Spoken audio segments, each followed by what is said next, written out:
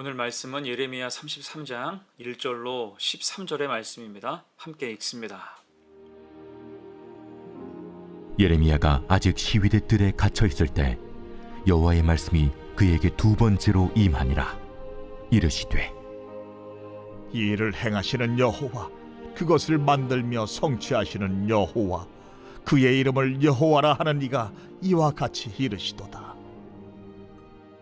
너는 내게 부르짖으라. 내가 내게 응답하겠고 네가 알지 못하는 크고 은밀한 일을 내게 보이리라. 이스라엘의 하나님 여호와께서 말씀하시니라.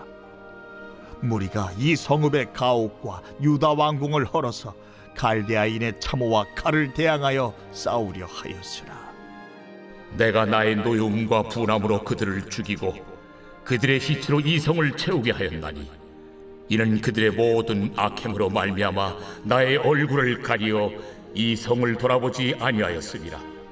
그러나 보라, 내가 이 성읍을 치료하며 고쳐 낫게 하고 평안과 진실이 풍성함을 그들에게 나타낼 것이며 내가 유다의 포로와 이스라엘의 포로를 돌아오게 하여 그들을 처음과 같이 세울 것이며 내가 그들을 내게 범한 그 모든 죄악에서 정하게 하며 그들이 내게 범하며 행한 모든 죄악을 사할 것이라. 이 성읍이 세계 열방 앞에서 나의 기쁜 이름이 될 것이며 찬송과 영광이 될 것이요 그들은 내가 이 백성에게 베푼 모든 복을 들을 것이요 내가 이 성읍에 베푼 모든 복과 모든 평안으로 말미암아 두려워하며 떨리라. 여호와께서 이와 같이 말씀하시니라. 너희가 가리켜 말하기를 황폐하여 사람도 없고 짐승도 없다 하던 여기 곧 황폐하여 사람도 없고 주민도 없고 짐승도 없던 유다 성읍들과 예루살렘 거리에서 즐거워하는 소리, 기뻐하는 소리, 신랑의 소리, 신부의 소리와 및 만군의 여호와께 감사하라.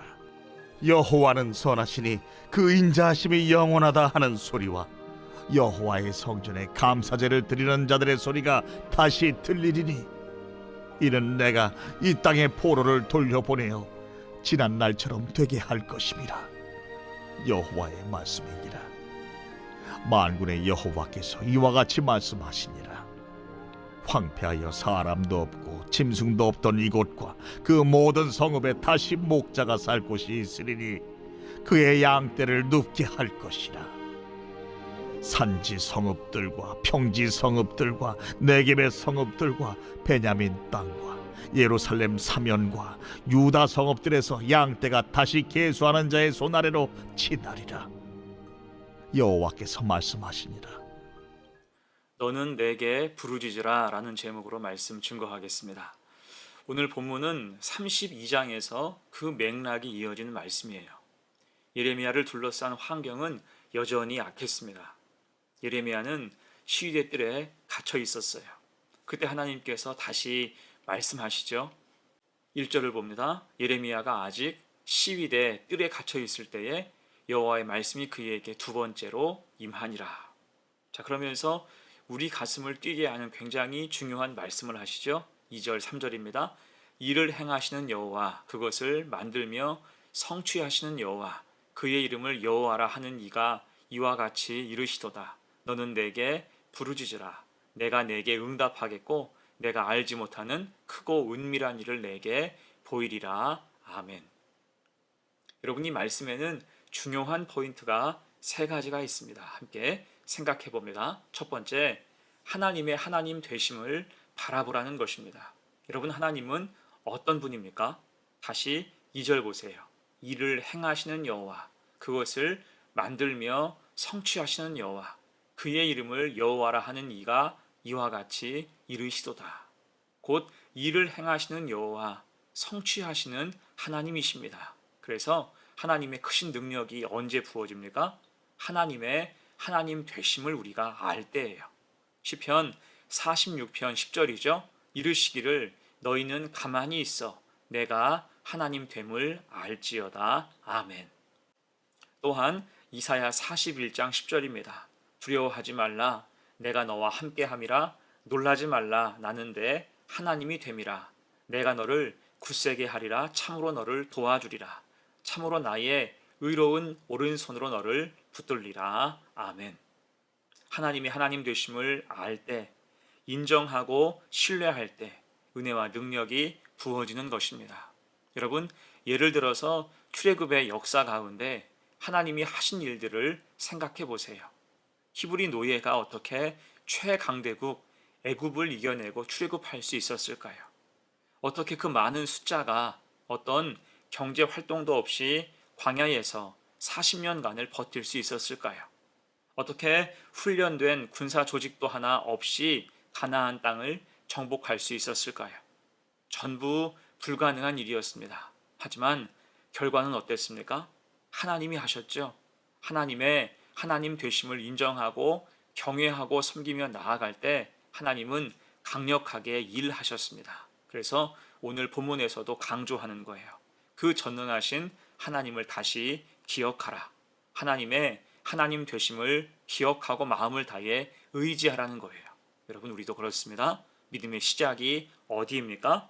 하나님의 하나님 되심을 인정하는 것입니다. 경외하는 것, 그 믿음으로 나아가는 복된 성도가 되시기를 축원합니다. 두 번째예요. 말씀의 포인트 두 번째, 기도하라 라고 말씀하세요. 3절입니다. 너는 내게 부르짖으라. 내가 내게 응답하겠고. 여러분, 이 단순한 말씀에 능력이 있죠. 부르짖으면, 기도하면 하나님이 응답하시겠다는 것입니다. 그럼 누가 부르짖을 수 있을까요? 아무나 마음을 다해서 부르짖고 기도할 수 있는 것은 아니죠.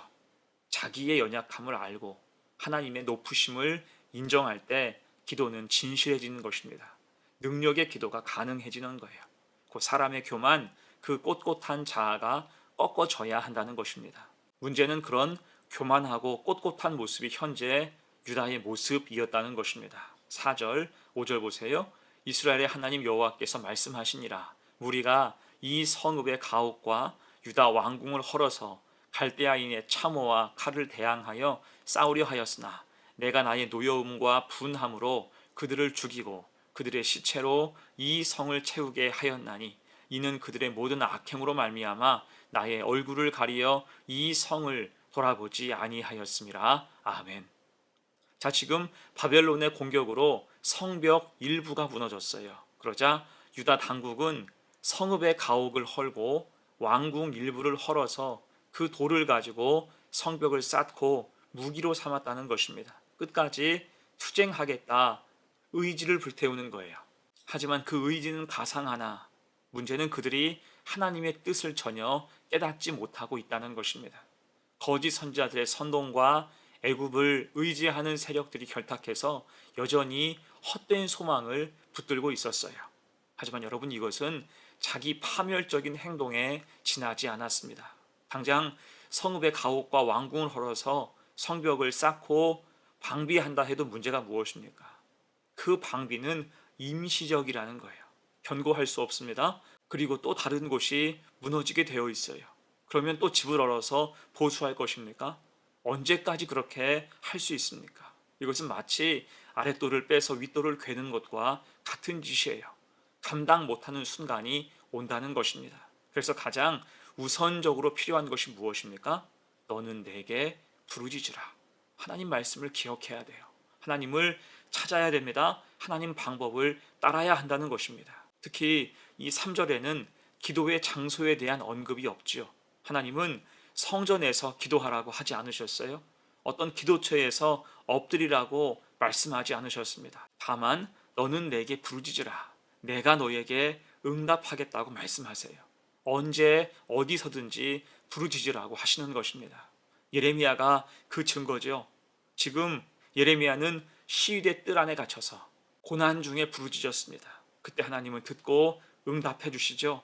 32장에서 예레미야의 슬픈 기도를 들으시고 그대로 응답하셨고 본문에서도 두 번째로 응답하고 계십니다. 그러니까 은혜는 환경과 상황이 중요한 것이 아니라는 거예요. 다만 기도는 나의 자아를 꺾고 전적으로 하나님을 의지할 때 그 능력이 발휘됩니다. 그렇게 신실함으로 늘 기도하는 성도가 되시기를 축원합니다. 자, 세 번째예요. 오늘 말씀의 포인트 세 번째, 하나님의 역사를 기대하라는 거예요.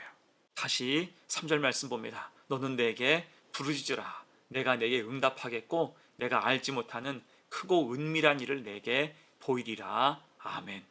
크고 은밀한 일을 내게 보이겠다.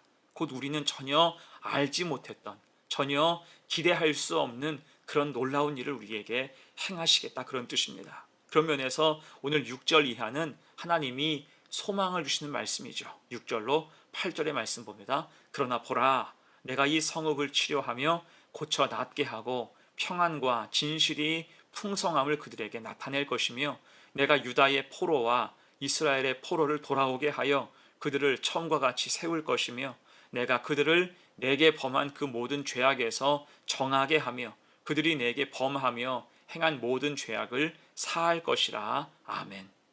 이 말씀은 우리가 앞서 읽었던 4절 5절 말씀과는 정반대죠.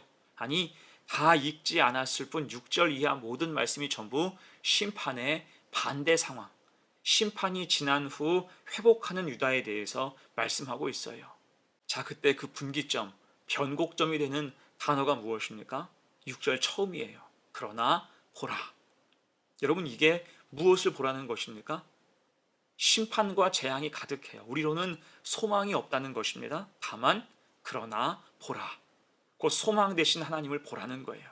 하나님을 바라보며 기도하고 나아갈 때 하나님은 우리가 알지 못하는 크고 은밀한 일을 보이신다는 거예요. 여러분, 어떻게 심판 중에 이렇게 징벌과 재앙의 복판에서 회복을 꿈꿀 수 있을까요? 다 망해가는 나라의 현실 속에서 어떻게 회복과 부흥을 말할 수 있을까요? 이것은 세상 역사 속에서는 불가능한 일입니다. 하지만 오늘 성경은 반복하여 강조하죠. 그러나 보라, 하나님을 보라. 하나님은 가능하시다는 것입니다. 하나님께서 친히 크고 은밀한 일을 행하신다는 거예요. 여러분, 우리도 그렇습니다. 인생은 무엇을 보느냐에 따라서 전부가 달라질 수 있어요. 그러나 보라, 힘들고 어려워도 우리는 하나님을 보아야 할 줄로 믿습니다. 크고 은밀한 일을 이루시는 하나님을 보는 것이 믿음이고, 그 믿음이 우리를 살게 하는 거예요. 이 믿음을 가지고 승리하는 복된 성도가 되시기를 간절히 축원합니다. 아멘. 이제 말씀을 마무리합니다. 오늘 하나님은 시위대 뜰에 여전히 갇혀있는 예레미야에게 다시 말씀하셨어요. 세 가지 포인트였습니다. 하나님의 하나님 되심을 인정하라. 또한 기도하라. 전심으로 부르짖으라. 그리고 하나님을 바라보라. 세상에 눌리지 말고 그분의 역사를 기대하며 믿음 가지고 나아가라는 것입니다. 이때 성도는 아무리 어려움 가득해도 그로 인해서 넘어지지 않게 되겠죠. 낙심의 상황 속에서도 소망으로 일어설 수 있습니다. 이렇게 오직 믿음으로 소망의 길을 가는 복된 성도가 되시기를 간절히 축원합니다. 아멘. 함께 기도합니다.